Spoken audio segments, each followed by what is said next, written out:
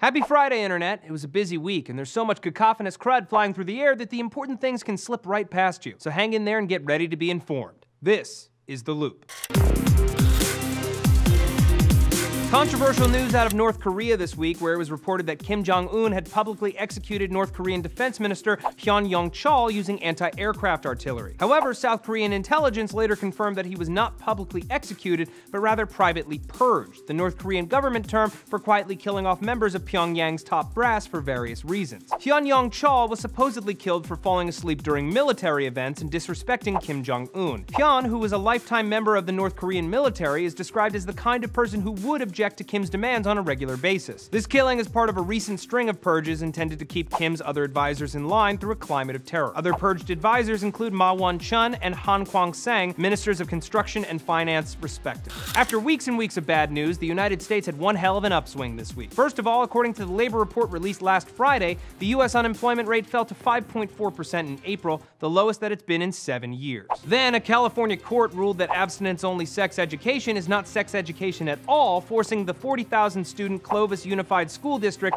to implement a program that would give young people complete, accurate health information required by law. The ruling only applies to that school district, but the ruling may embolden other judges to make similar rulings. And lastly, the big news of the week, Congress has voted overwhelmingly in favor of ending the NSA's bulk telephone data collection through a bipartisan bill that passed 338 to 88. The bill would prohibit the NSA from collecting that data through the Patriot Act. However, it's not all roses. The NSA would not be denied that information if it was collected by a private contractor. So, the government can no longer spy on you, but they can and will hire spies to do it for them. So, a bit of a mixed bag on that one, but still a pretty good week for the US of A. In Iraq this week, top ISIS officer Abu Ala al-Afri was reportedly killed in an airstrike. Al-Afri was ISIS's second-in-command, who rose to become proxy leader of the terrorist organization after leader Abu Bakr al-Baghdadi was injured. Akram Kurbash, a top ISIS judge, was also reportedly killed in the strike. The US government has yet to confirm whether or not Al-Afri and Kurbash were in the ISIS hideout that they targeted this past Tuesday,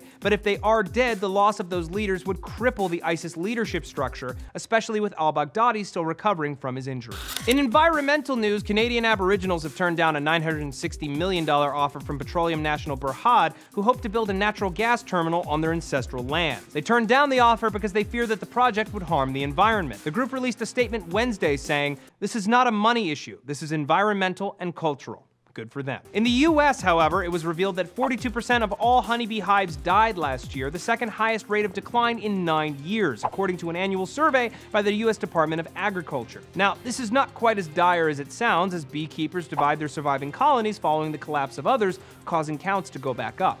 However, bees are crucial to the pollination and maintenance of our ecosystem, so this is a story to continue to watch very closely. And in food this week, McDonald's announced long in development plans to pare down their drive-thru menu to just its most popular items. The full menu will no longer be available from the comfort of your car. The reasons cited for this change are that items like McWraps are too difficult to make quickly, and that the time people spend debating what to order slows down business and costs them potential customers. The chain is also considering offering breakfast all day as well. TLDR, McDonald's is getting desperate and sloppy. Dare I say new Hamburglar creep? A Chicago area Taco Bell could become the first in the world to serve alcohol. The Wicker Park location would have a slick new urban design and will open this summer. And while you're thinking about summer fun and perhaps the 4th of July, maybe stop by Carl's Jr., who have put together what they consider to be the most American burger of all time. Dubbed the most American thick burger, the sandwich has a burger patty, a butterflied hot dog, and kettle-cooked potato chips all in one bun for all the artery cloggery without any additional work. The sandwich has 1,063 calories. Go Beastie. And finally, what did people love in media this week? In music, Mumford & Sons' new album Wilder Mind debuted at #1 on the Billboard 200, followed by Josh Groban's Stages, which remained steady at #2. On the iTunes TV charts, Scandal once again retained the top episode download title, while the season charts were topped by Season 3 of Arrow, and for some reason, Nina Needs to Go, a series of potty training cartoons. Seriously. And at the box office, Avengers Age of Ultron took home another easy victory, bringing its domestic box office to $329 million and its worldwide box office to $936 million. It's currently the 36th highest grossing domestic release and 30th highest grossing worldwide release of all time. And that's everything you need to know about what happened this week. So this weekend, when you're deciding between Mad Max, Pitch Perfect, or just going outside, you could go with your informed, educated gut, because until next Friday, I'm Matt Lieberman, and you're in the loop. What you may have heard about this week is that Taylor Swift is ruining America. Why do people cheat? Steve Zaragoza, this is Deep Dive. Do I keep going or should I?